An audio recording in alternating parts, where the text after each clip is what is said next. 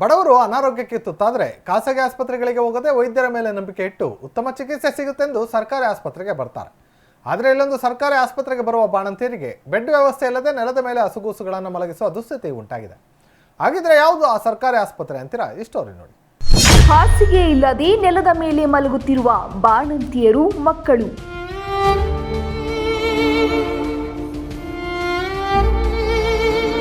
ಕೋಟೆನಾಡಿನ ಜಿಲ್ಲಾಸ್ಪತ್ರೆಯಲ್ಲಿ ಅವ್ಯವಸ್ಥೆ ದೇವರಿಗೆ ಪ್ರೀತಿ.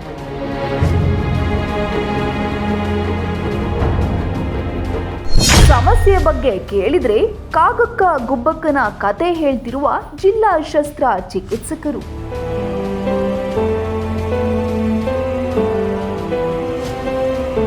ಕೋಟೆನಾಡು ಚಿತ್ರದುರ್ಗ ಜಿಲ್ಲಾಸ್ಪತ್ರೆಯಲ್ಲಿ ಎಲ್ಲವೂ ಸರಿಯಿಲ್ಲ ಅನ್ನೋದು ಪದೇ ಪದೇ ಸಾಬೀತಾಗುತ್ತಲೇ ಇದ್ದರೂ ಸಮಸ್ಯೆಗಳನ್ನ ಬಗೆಹರಿಸುವ ನಿಟ್ಟಿನಲ್ಲಿ ಅಧಿಕಾರಿಗಳು ಹಾಗೂ ಜನಪ್ರತಿನಿಧಿಗಳು ಮುಂದಾಗುತ್ತಿಲ್ಲ. ಕಳೆದ 2-3 ವರ್ಷಗಳಿಂದ ಆಸ್ಪತ್ರೆಯಲ್ಲಿ ಒಂದಲ್ಲ ಒಂದು ಸಮಸ್ಯೆ ಆಗುತ್ತಲೇ ಇದ್ದು ಶಾಸಕರು, ಉಸ್ತುವಾರಿ ಸಚಿವರು ಭೇಟಿ ನೀಡಿದಾಗ ಕಟ್ಟುಕತೆ ಹೇಳಿ ಅವರನ್ನ ಮೆಚ್ಚಿಸಿ ಬೀಸೋದೊಣ್ಣೆಯಿಂದ ತಪ್ಪಿಸಿಕೊಳ್ಳಲು ಅಧಿಕಾರಿಗಳು ಎಕ್ಸ್ಪರ್ಟ್ ಆಗಿದ್ದು ಇದುವರೆಗೂ ಸಮಸ್ಯೆಗಳು ಬಗೆಹರಿದಿಲ್ಲ. ಹೌದು, ಜಿಲ್ಲಾಸ್ಪತ್ರೆಯಲ್ಲಿ ಬಾಣಂತಿಯರಿಗೆ, ಮಕ್ಕಳಿಗೆ ಸರಿಯಾದ ಹಾಸಿಗೆ ವ್ಯವಸ್ಥೆ ಇಲ್ಲದೆ ನೆಲದ ಮೇಲೆ ಮಲಗಿಸಿ ಚಿಕಿತ್ಸೆ ನೀಡುತ್ತಿದ್ದು ರೋಗಿಗಳು ಜೀವ ಕೈಯಲ್ಲಿ ಹಿಡಿದುಕೊಂಡು ಚಿಕಿತ್ಸೆ ಪಡೆಯುವಂತಾಗಿದೆ. ನಮ್ಮ ಚಿತ್ರದುರ್ಗ ಗೌರ್ಮೆಂಟ್ ಹಾಸ್ಪಿಟ್ಲಲ್ಲಿ ಈಗ ಏನಾಗಿದೆ ಅಂದರೆ ಬಾಣಂತಿಯವರಿಗೆ ಮತ್ತು ಒಂದು ಡೆಲಿವರಿ ಆಗಿರ್ಬೋದು, ಅಲ್ಲಿ ಉಚಿತವಾದ ಶೌಚಾಲಯ ಇಲ್ಲ. ಮತ್ತು ಇನ್ನೊಂದು ಲಿಫ್ಟು ಅದು ಅಂತ ಮಾಡಿದರೆ ಅದರಲ್ಲಂತೂ ಮೊದಲೇ ಏನು ಹೆಂಗೆ ಹೋಗ್ಬೇಕು, ಯಾವ ರೂಟಲ್ಲಿ ಹೋಗ್ಬೇಕು, ಹೆಂಗೆ ಬರಬೇಕು ಅಂತ ಮಹಿಳೆಯರಿಗೆ ಗೊತ್ತಾಗ್ತಾ ಇಲ್ಲ. ಅದು ಒಂದು. ಮತ್ತು ಇನ್ನೂ ಒಂದು ಏನಂದರೆ ಮಕ್ಕಳಲ್ಲಿ ಒಂದು ಬೆಡ್ಡಿಲ್ಲ, ಏನಿಲ್ಲ. ಮಕ್ಕಳನ್ನೆಲ್ಲ ಹಾಕ್ಕೊಂಡು ಅವರು ಒಂದು ಮಲ್ಕೋಬೇಕು ಅನ್ನೋದು ಗೊತ್ತಾಗ್ತಿಲ್ಲ. ಅದೇ ರೋಡಲ್ಲಿ ಬಂದು ಮಲ್ಕೊಂಡು ಅವರು ಅವ್ಯವಸ್ಥೆಗಳನ್ನು ನೋಡೋಕ್ಕಾಗ್ತಾ ಇಲ್ಲ. ಆದರೂ ಏನೇ ಆದ್ರೂ DSP ಸಾಹೇಬ್ರುಗಳು ನಮಗೆ ಆದಷ್ಟು ನಮ್ಮ ಡಿಪಾರ್ಟ್ಮೆಂಟಲ್ಲಿ ಇದರಲ್ಲಿ ಹಾಸ್ಪಿಟ್ಲಲ್ಲಿ ನಮ್ಮ ಶೌಚಾಲಯವದು ಮತ್ತು ಬಾಣಂತಿಯವರಿಗೂ, ಮಕ್ಕಳಿಗೂ ಎಲ್ಲ ಒಂದು ಸೌಲಭ್ಯಗಳು ಮಾಡಿಕೊಡ್ಬೇಕು ಅಂತೇಳಿ. ಚಿತ್ರದುರ್ಗದಲ್ಲಿ 100 ಹಾಸಿಗೆಯ ತಾಯಿ ಮತ್ತು ಮಕ್ಕಳ ನೂತನ ಆಸ್ಪತ್ರೆ ಕೋಟೆನಾಡಿನ ಗರ್ಭಿಣಿಯರು ಹಾಗೂ ಮಕ್ಕಳ ಪಾಲಿಗೆ ಸಂಜೀವಿನಿಯಾಗಬೇಕಿತ್ತು.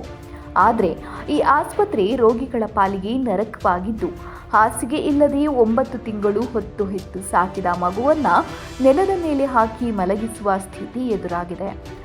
ಈ ಬಗ್ಗೆ ಜಿಲ್ಲಾ ಶಸ್ತ್ರಚಿಕಿತ್ಸಕ ರವೀಂದ್ರ ಅವರನ್ನ ಕೇಳಿದ್ರೆ ಆಸ್ಪತ್ರೆಯಲ್ಲಿ ಹಾಸಿಗೆಗಿಂತ ಹೆಚ್ಚು ರೋಗಿಗಳು, ಬಾಣಂತಿಯರು ಬರ್ತಿದ್ದಾರೆ. ಅದಕ್ಕೆ ನಾವು ಏನು ಮಾಡಬೇಕು? ಈ ಬಗ್ಗೆ ಮೇಲಾಧಿಕಾರಿಗಳ ಗಮನಕ್ಕೆ ತಂದಿದ್ದೇವೆ. ಆದರೆ ಏನೂ ಉತ್ತರ ಸಿಕ್ಕಿಲ್ಲ. ಅದಕ್ಕೆ ಶಾಶ್ವತ ಪರಿಹಾರ ಇಲ್ಲ ಎಂಬ ರೀತಿಯಲ್ಲಿ ನನ್ನ ಕೈಲಿ ಏನೂ ಇಲ್ಲ, ಆ ಸಮಸ್ಯೆಗೆ ಪರಿಹಾರ ನೀಡಲು ಆಗಲ್ಲ ಎಂಬ ರೀತಿಯಲ್ಲಿ ಉತ್ತರ ನೀಡಿದ್ದಾರೆ. ಇದು ನಮ್ಮ ತಾಯಿ ಮತ್ತು ಮಕ್ಕಳ ಆಸ್ಪತ್ರೆ ಬರೀ 100 ಹಾಸಿಗೆಯ ಆಸ್ಪತ್ರೆ ಆಗಿದ್ದು ರೋಗಿಗಳು ಅಂದರೆ ಬಾಣಂತಿಯರು ಇಲ್ಲಿ ಉತ್ತಮ ಚಿಕಿತ್ಸೆ ಸಿಗುತ್ತೆ ಅಂತೇಳಿ ಇಲ್ಲಿ ಸಾಕಷ್ಟು ಜನ ಪಕ್ಕದ ಎಲ್ಲ ತಾಲೂಕುಗಳಿಂದ ಹಾಗೂ ಪಕ್ಕ ಆಂಧ್ರ ಕಡೆಗಳಿಂದ, ನೆರೆ ಜಿಲ್ಲೆಗಳಿಂದ ಸಹ ಇಲ್ಲಿ ಪೇಷಂಟ್ಗಳು ಬರ್ತಾಯಿದ್ದು ಇಲ್ಲಿ ನಮ್ಮದು 200% ಬೆಡ್ ಆಕ್ಯುಪೆನ್ಸಿ ಆಗಿದೆ. 100ಕ್ಕೆ 100ರಷ್ಟು ಇನ್ನೂ ಹೆಚ್ಚಿನದಾಗಿ ನಾವು ಟ್ರೀಟ್ಮೆಂಟ್ ಮಾಡ್ತಾಯಿದ್ದೀವಿ. ಇನ್ನೂ 200 ಬೆಡ್ ಹಾಕಿ ನಾವು ಟ್ರೀಟ್ಮೆಂಟ್ ಮಾಡ್ತಾಯಿದ್ದೀವಿ. ಆದರೂ ಇಲ್ಲಿ ಬೆಡ್ಡಿಗೆ ಕೊರತೆ ಆಗ್ತಾಯಿದೆ.